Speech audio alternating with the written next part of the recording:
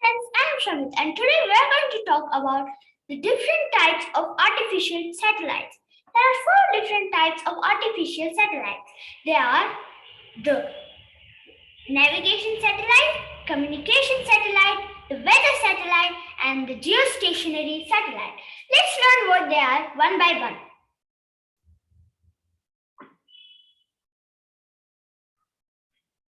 Artificial satellites.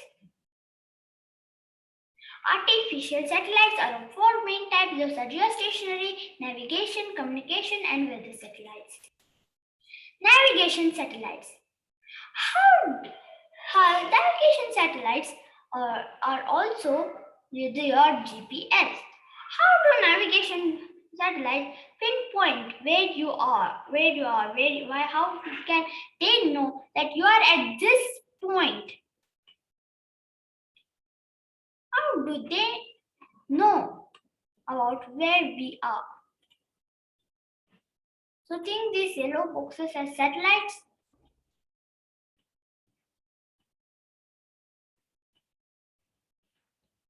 So first, how do they know the distance from us to the satellite? The first thing is they send some signals. They from the navigation satellites are sent to our phones, or the GPS things. And what do? They check how much time it takes from to get back a signal. They receive the signal. It simply sends some signal, and then it waits until it gets some other signal in return. So it sends some signal from here to here. Then it waits, and then it waits till the signal returns. So let's say it took 2 seconds for the signal to return. Then it must have taken 1 second to reach and 1 second to return. So then the the satellite will do some set of processes or procedures and then get to know what is the distance from this me to this person. So it will do this. So then now it can be anywhere in this circumference. Yes, because this can be here, because this circle, it can be anywhere on this circle. So because this is just one satellite seeing this point. Navigation satellites, there are 24 navigation satellites in orbit around Earth for only the GPS. There are also other kinds of things one of the India navigation satellite groups. They are actually in groups, because if only one was there, there would be an approximation of this huge circle, because in real life it would be very large. So there are groups of navigation satellites. So India has one group, China has one group, America has one, USA has one group, and Russia has also one group, and so on, so on. So this radius would be the distance from the satellite to the person. Now we know of the first one. Now there is only one satellite, so this is the approximation. So now let's say 2 satellites come. But this satellite thought this was somewhere over here, and this satellite thought it was somewhere over here. Now when there are 2 satellites, you can easily say that this person is, he must be somewhere over here, over in this circle, because this is the only place where the 2 satellites overlap. So it must be somewhere over here when there are 2 satellites. Now let's say there are 3 satellites, all sending some signals. All are at different distances from the place, but they are all sending signals. So now you can see there is only one location, and that person is over here. But again, there is a large, this is not such a small one. It's something like this. It's a large one. But it's some small, like even it's not very accurate, so it might be like some maximum like a few hundred kilometers, 500 kilometers across, like wrong, because this is just approximate. They only send short signals. These are used when we need an approximate of where. But there are also long signals which are sent. These long signals help to us to understand the very, very accurate,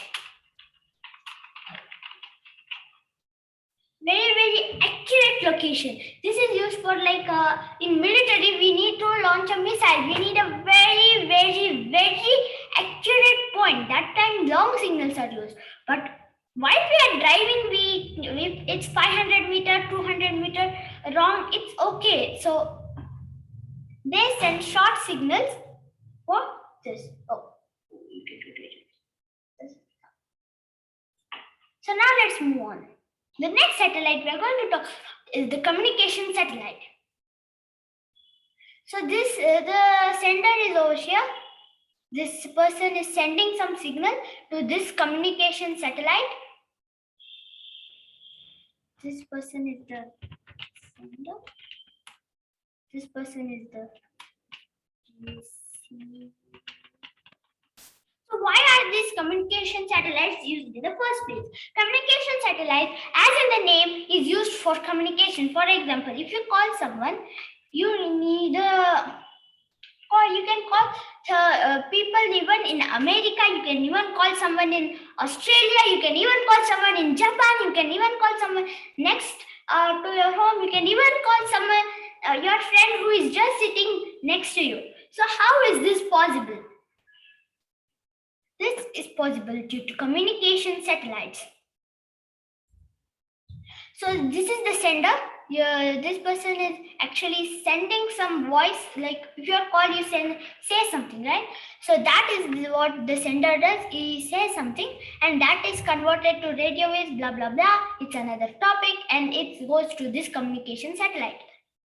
Then the communication satellite takes the signal and then amplifies it and then sends it back to the receiver. Sends it to the receiver. The receiver is the person you're calling to. For example, if I'm calling someone, the person who is calling to must receive what I'm saying. She must understand what I'm saying. So this is the receiver.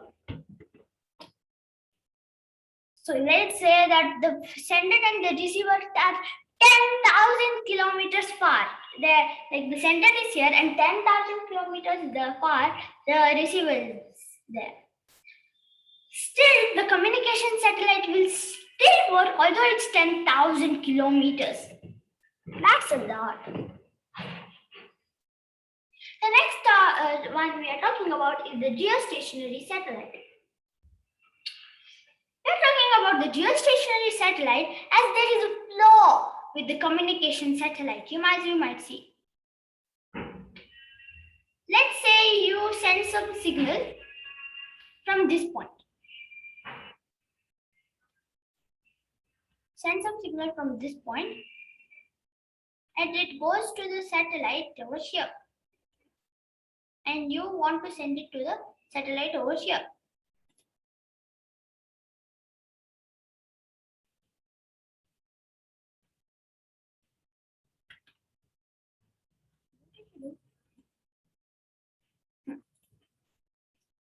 So you send it,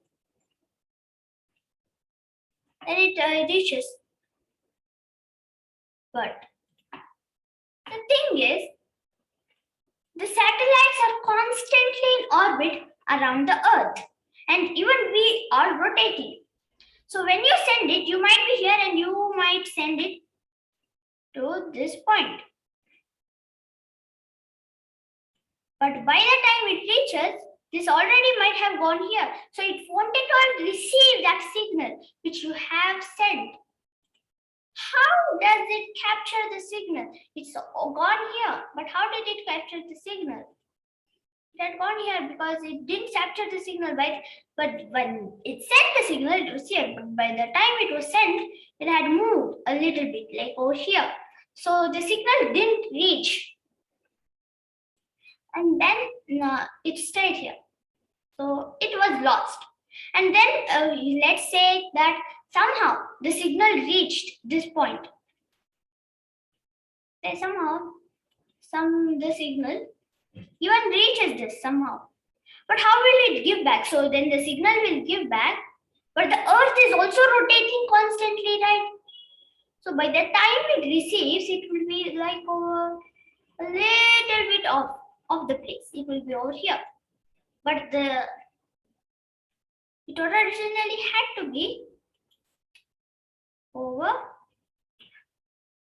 at this point.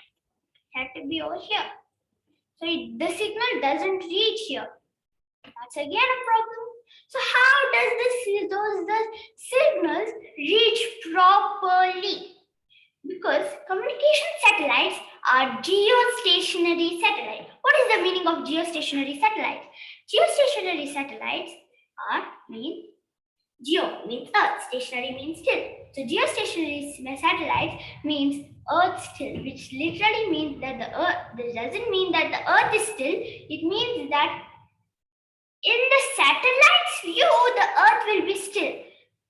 How is this possible? Because let's say at the original stage, this point, the satellite was here, and it was let's say one of its parts was.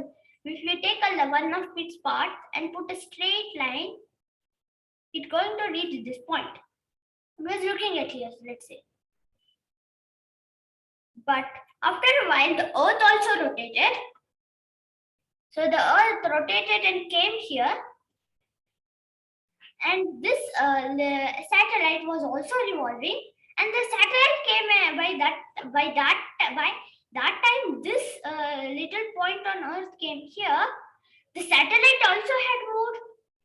So these types of satellites can make a rotation of the earth in exactly 24 hours. It takes, not exactly right, it takes the same amount of time the earth takes to rotate. So that way it can keep looking at the same spot. By the time it goes here, this point is also here. By that time it goes here, this point is here. By the time it goes here, its point is here. So the same thing continues. So that way there is no communication abrupt. Like the communication doesn't get stopped. So now we know about the geostationary satellites. But geostationary satellites are not only for this. Geostationary satellites are also weather satellites. Before that, I want to show you a few geostationary satellites. The first one is SCADA, it's of NASA. The second one is GMS-5, which is of Japan. The third one is ENVISAT of Europe. The fourth one is Gamma of the Russian Federation. This is a picture of all the geostationary satellites. Next is the weather satellite. One weather satellite you can say about is the Jason-3. Weather satellites. Weather satellites also have to look at the same point, right? The weather satellites, they're here, and that point they're looking at goes over here, and they're just over here. Then again, they cannot look at it clearly. So that's why they are also geostationary satellites. So the weather satellites calculate the weather, like they send, like the weather is, they see the wind patterns. So if the wind pattern is something like this, they're going to say the weather is rainy or anything. So they see the wind patterns. So these are a few wind patterns, a few different wind patterns.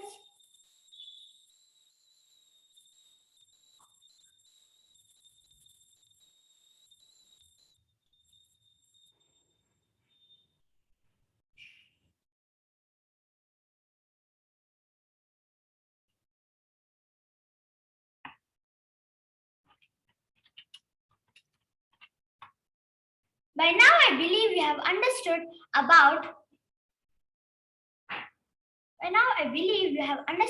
about the different types of artificial satellites. I say bye, I want to show you a few pictures. This is a small picture of the navigational satellite. This is another of the communication satellite. This is another of a few geostationary satellites, the same one which I named. This is a small diagram of a weather satellite.